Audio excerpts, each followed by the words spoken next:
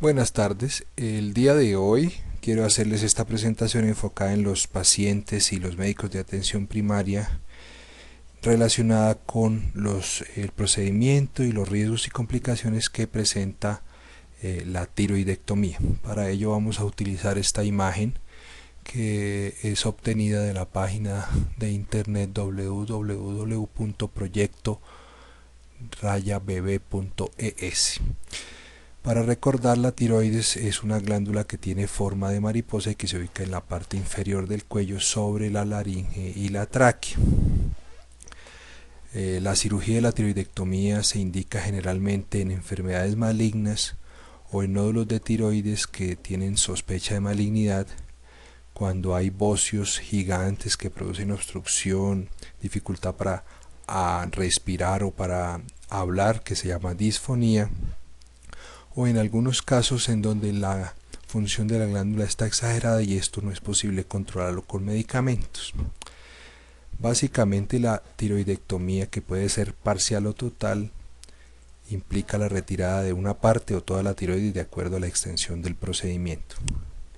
Los principales riesgos de la cirugía son los derivados de cualquier procedimiento quirúrgico, que son sangrado e infección. El sangrado puede ocurrir en aproximadamente un 0.5 a 1%. La infección está en el orden del 1 al 2% de los casos. Las complicaciones específicas de la tiroidectomía son básicamente dos, relacionadas con los nervios y con las glándulas paratiroides. Los nervios laringeos recurrentes son dos nervios que mueven las cuerdas vocales y se encuentran detrás de la tiroides. Si durante el procedimiento quirúrgico hay alguna lesión, ya sea porque se secciona el nervio o porque durante la cirugía es necesario retirar los vasos adyacentes al nervio y se produce isquemia en él, la consecuencia va a ser una parálisis de la cuerda vocal que va a producir disfonía en el paciente. El paciente quedaría hablando de esta manera el resto de la vida. Por el contrario, si la lesión es más severa y hay una lesión bilateral de los nervios laringeos recurrentes, lo que se produce es una parálisis bilateral de las cuerdas, lo que lleva al paciente a una obstrucción de la vía aérea. En ese caso es necesario realizar un procedimiento que se denomina traqueostomía, que consiste en abrir la tráquea e introducir un tubo a través de él.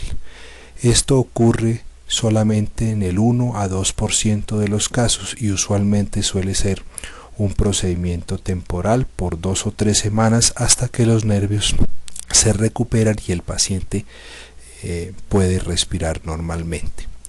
La segunda complicación se relaciona con las glándulas paratiroides.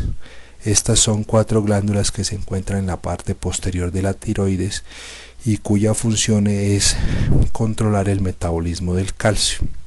Es posible vivir perfectamente con una de estas glándulas, pero si durante la cirugía hay una lesión de las 4 glándulas paratiroides, el paciente en el posoperatorio presentará hormigueo de manos, de labios y en casos más severos espasmo de las manos y una sensación de dolor opresivo en el pecho. Esto ocurre en el 3 a 4% de los casos de forma definitiva, pero hasta 1 de cada 3 pacientes pueden tener estos síntomas en el posoperatorio inmediato, lo que hace necesario el tratamiento con calcio venoso. Para aquellos pacientes que quedan con disfunción definitiva de las glándulas paratiroides, se hace necesario tomar calcio y calcitriol durante el resto de la vida.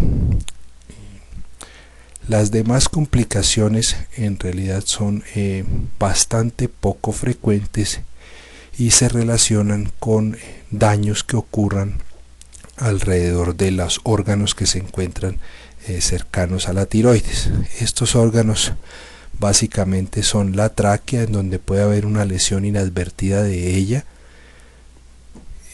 con escape de aire, y la otra se relaciona con una lesión del esófago, que es el órgano que transcurre por detrás de la tráquea y que permite la deglución.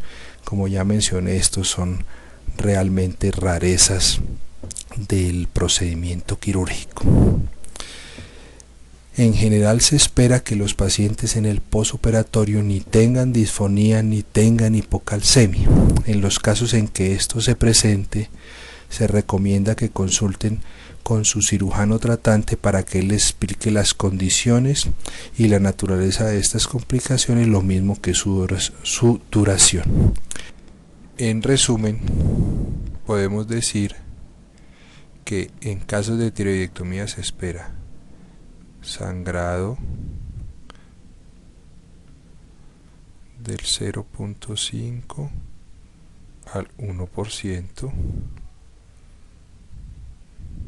infección en el 1%, lesión de nervio laringio recurrente en 2 a 3% y hipocalcemia definitiva